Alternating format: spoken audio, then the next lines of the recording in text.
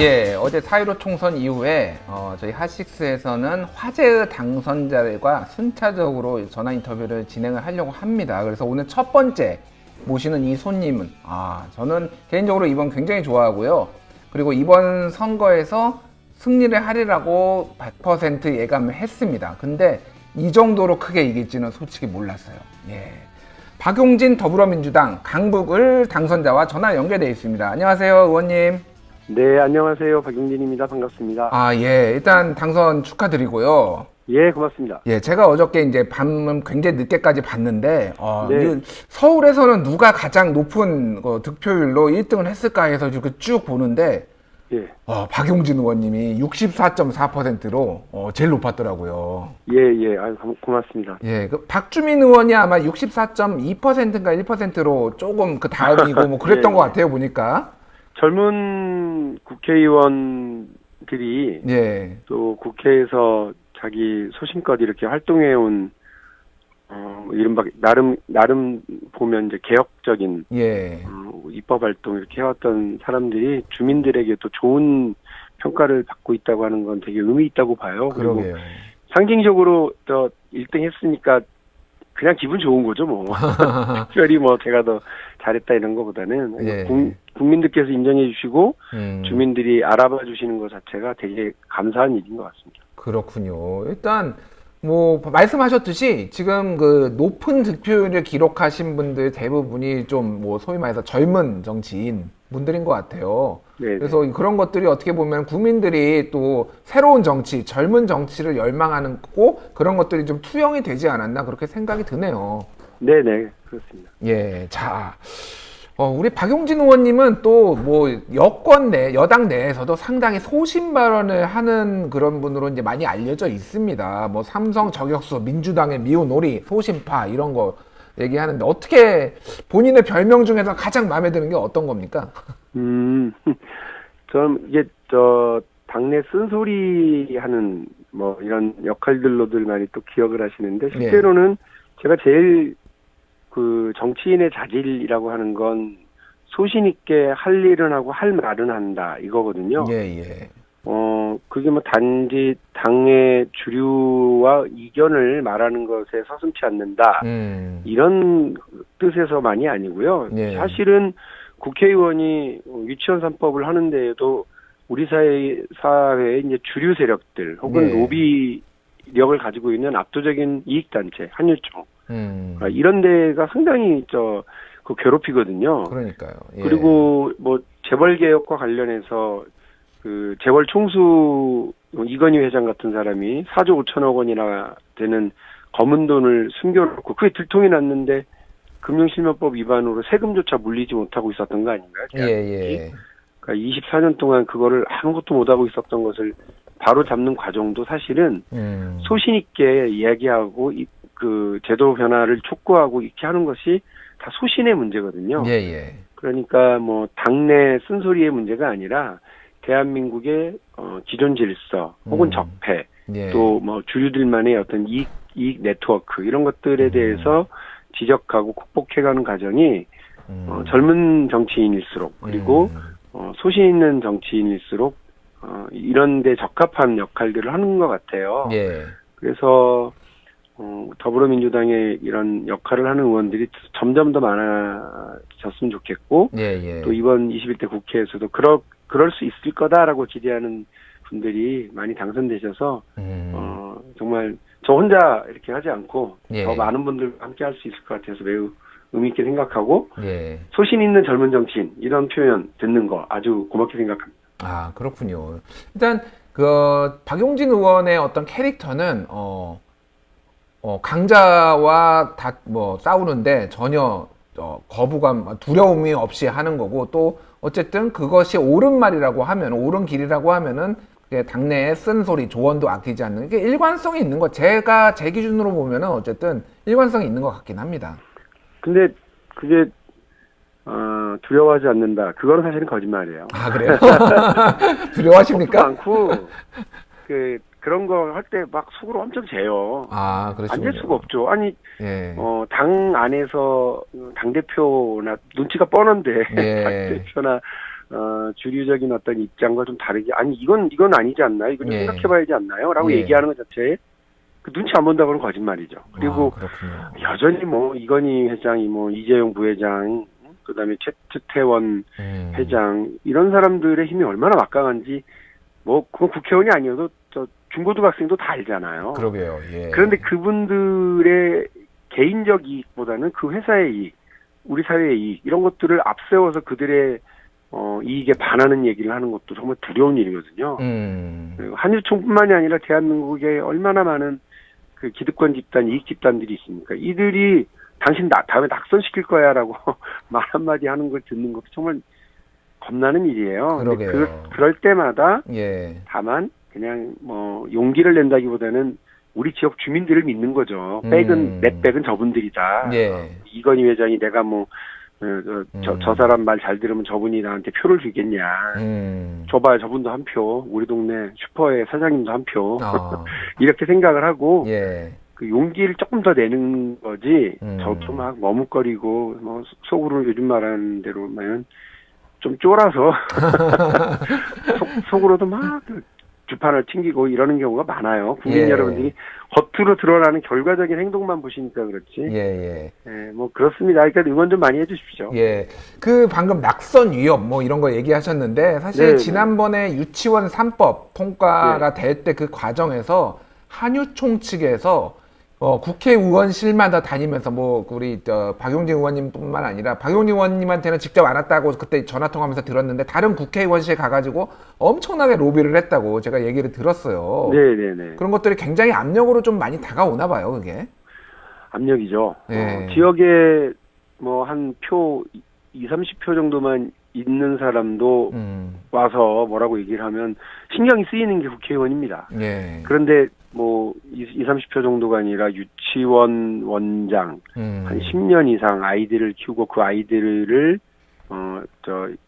고리로 해서 지역의 엄마 아빠들 그 유권자들과 이런 끈끈한 관계를 맺어온 이런 분들의 집단이면 정말 신경 많이 쓰일 수밖에 없고 예. 그분들이 또 그 뭐 당내 여러 이제 그 여론을 통해서 지난 선거 때 우리가 대통령 선거 때 당신들을 도와줬는데 혹은 뭐 총선 때 내가 너를 도와줬는데 이러실 수 있냐라고 그러면서 박용진 나쁜 놈이다라고 얘기를 하면 예. 그 이유가 뭐든 간에 박용진에 대해서 좋지 않게 생각들을 할 수밖에 없거든요. 그렇군요. 그러니까 저 상당히 박용진이 좀 사람이 좀 외골수지.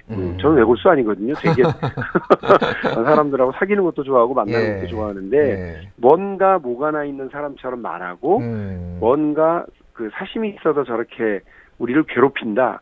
그리고 뭐 저기 한유총 측에서는 아예 대놓고 그랬잖아요. 방송에서도 집회에서 그러고 사회주의적 인간형을 키우려고 한다. 박용진 빨갱이다. 사회주의적 인간형이요? 유군의 박용진 저 투톱이다.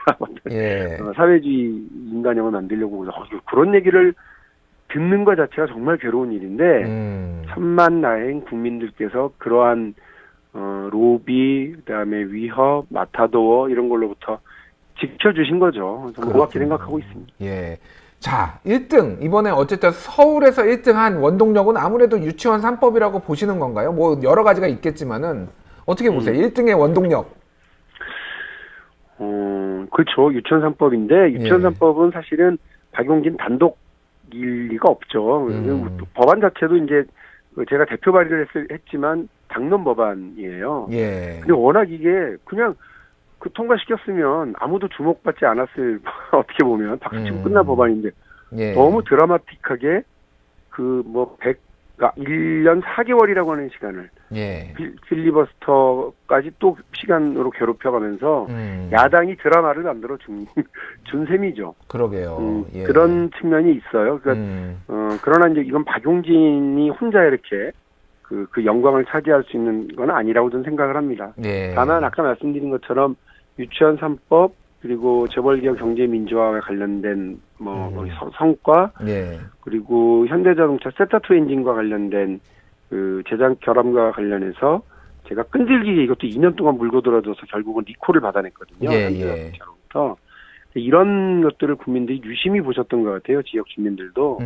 그래서 이 젊은 사람, 소신 있게 일하는 사람, 이런 사람은 뽑아줘야 된다라고 하는 주민들의 어떤 이런 의견들이 이렇게 뭐 모이셨던 것 같습니다. 그 선거운동 중에도 그런 말씀들을 많이 들어서 당신이 그렇게 소신 있게 일하고 눈치 보지 않고 일할 수 있도록 도와주고 싶었다라는 분들이 상당히 많았어요. 그래서 이제 이 64%, 65%요 사이니까 예. 민주당 지지율보다 훨씬 더 나왔다고 이제 본다면 그러게요. 예. 우리가 당이 한 40% 이제 초중반대니까요. 예, 예. 그러면 이제 다른 그분들은 이제 뭐 예를 들면 중도나 혹은 미래통합당 지지자들인데도 불구하고 박용진에 대한 지지를 이렇게 표현해 주신 거니까 그러니까 저한테는 예. 그런 면에서 소신 있게 젊은 사람이 재벌 눈치도 보지 않고 뭐 이렇게 한유총 눈치도 보지 않고 또 당에서 쓴소리도 할 줄 알고 뭐 이런 것들을 좋게 봐주신 것이 아닌가 싶어요. 알겠습니다. 자, 강북에서만 5번째 도전을 하셨네요. 보니까 제가 조금만 네. 뭐 시청자분들한테 설명을 드리면은 16대 총선에서 29살에 민주노동당 후보로 나와서 네. 처음에 낙선을 하셨고 18대 총선 낙선, 19대 총선에서도 민주통합당 공천 과정에서 유대훈 전 의원에게 패배, 20대 공천에서 이제 더불어민주당 후보로 나와서 당선되고 재선됐는데 강북에 이렇게 계속 도전을 하신 이유가 있는 건가요? 강북이 혹시 뭐 거기 금싸라기 땅이라도 있나요? 그쪽에? 제가 이제 이 지역에서 제가 전라북도 장수 출신인데요. 예, 예. 아버지가 경찰 공무원이셨어요. 그래서 서울로 이렇게 전근을 오셨을 때 예.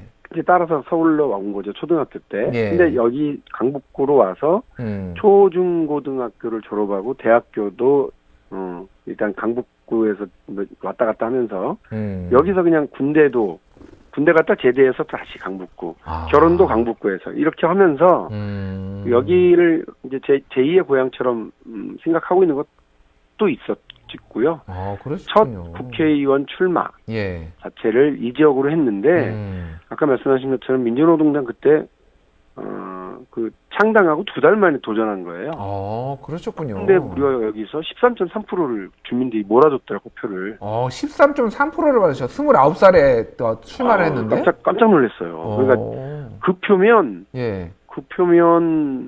그러니까 원내 다른 정당들의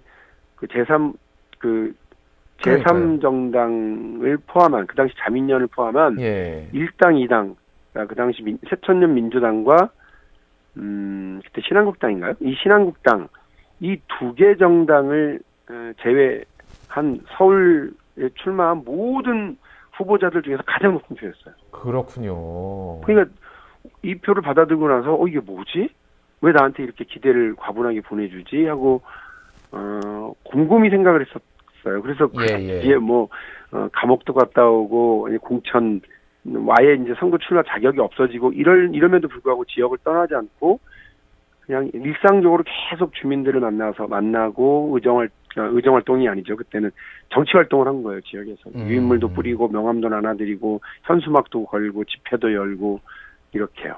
그러면서 주민들이 지금까지 쭉 20년 동안 정치활동을 하는 지역의 젊은 정치인을 계속 마음의 저울에 이렇게 근수를 달아보셨겠죠. 그래서 저놈은 이런 놈인가 보다라고 각자의 저울에 각자의 근수를 이제 달아놓고 계시기 때문에 제가 다른 데로 갈 수가 없었던 것 같아요. 그렇군요. 강북구에 굉장히 오랜 인연이 있었고 사실 저도 강북구에 잠깐 옛날에 살아서 그 미아 상거리에 있는 초등학교 나왔거든요, 제가. 그러세요? 예. 숭 이렇게 하는? 예, 그쪽 동네에 어쨌든 있습니다. 우리 네네네. 시청자분이 한 분이 이런 댓글을 달아주셨어요. 박용진 의원님, 잘생기고 일 잘하는 국회의원입니다라고 했는데 본인이 잘생겼다고 생각하시나요? 저희 어머니하고 우리 와이프 얘기 들어보면 그런 것 같습니다. 그래요? 역시 소신 발언을 거침없이 하시네요. 이건 뻔뻔한 거지. 예, 알겠습니다. 예, 자. 아까 전에 잠깐 얘기를 했는데 재벌 개혁에 앞장섰어요. 유독 근데 삼성, 다른 재벌도 많이 거론했는데 삼성을 얘기를 많이 지적을 했습니다. 왜 삼성 스토커입니까? 왜 이렇게 삼성에 집착하세요?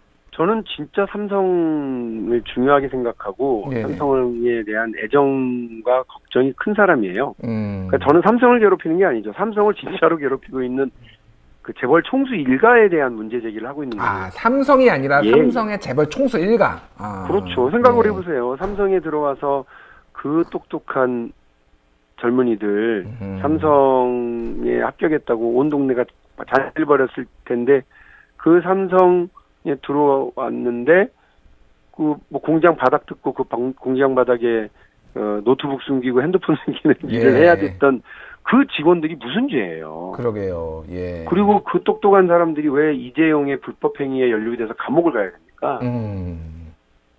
말도 되지 않는 일들이죠. 그래서 삼성의 그 경영권 세습을 위해서 삼성 재벌 총수 부자의 경영권 세습을 위해서 동원되는 그 기업 그리고 그 사람들 그리고 투자자들의 피해 삼성물산과 제일모직 합병 과정에서 삼성물산 투자자들이 얼마나 많은 손해를 봤습니까? 그렇죠. 삼성 바이오로직스 그 회계 조작 부정 사기 사건 때문에 얼마나 많은 투자자들이 손해를 보고 대한민국 경제에 얼마나 많은 악영향을 미쳤습니까? 지금 투자자 국가 투자자 소송까지 걸려 있어요. 지금 1조 원대. 정말 예. 그 삼성이 아니라 삼성 재벌 삼성 기업의 어떤 총수들이 이렇게 기업을 괴롭히고 있는 건데요. 저는 삼성전자가 단독으로만 삼성전자만 하나만으로도 2016년 기준입니다. 대한민국 전체 GDP의 14%를 삼성전자가 그 매출로 기록을 해요. 14%면 6분의 1인데요. 6분의 1. 어마어마한 걸 보여주고 있는 겁니다. 그래서 저는 삼성전자가 망하면 대한민국 망하는 줄 아냐 이렇게 얘기하는 일부 시민단체분들 계시는데요. 망할 수도 있습니다. 그러니까 그렇군요. 삼성전자 망하라고 우리가 이러는 게 아니다. 삼성전자가 더 우량한 기업으로 가기 위해선 이 잘못된 재벌 총수가 삼성전자를 동원하고 삼성 계열사들을 동원해서 개인 이익을 취하는 이 잘못된 관행을 막고 그래야 삼성에 대한 투자자들이 보호가 되고 삼성이라고 하는 기업을 통해서 우리 사회에 더 원활한 활력이 더 좋은 그 경제적 구조가 만들어진다 이렇게 생각을 하고 있습니다. 그렇군요. 알겠습니다. 자, 21대 국회 이제 출범을 할 텐데 21대에 가장 좀 관심을 갖고 계신 분야 그리고 법안이 뭐 만든다면 어떤 거를 좀 하시고 싶으신가요? 일단 제가 내놓은 재벌개혁 경제민주화 관련된 법안들이 되게 많은데요. 저희가 그 야당이라고 하는 골키파에 막히고 관료라고 하는 골키파에 막혀가지고 지금 못하고 있는 게 많아요. 그런데 이번에 우리가 180석을 했잖아요. 그러게요. 이제 재벌개혁을 약속했던 대통령의 공약, 이제 각종 그 금융 관련 개혁 그리고 경제민주화 관련된 대통령의 공약을 실천할 때가 된 거예요. 그렇군요. 그동안은 제도적 개혁이나 법안 개정까지 못 나간 채로 그냥 있었는데 이제 됐으니까 이 부분에 대해서 충실하게 해야 된다. 여기 하나가 있고요.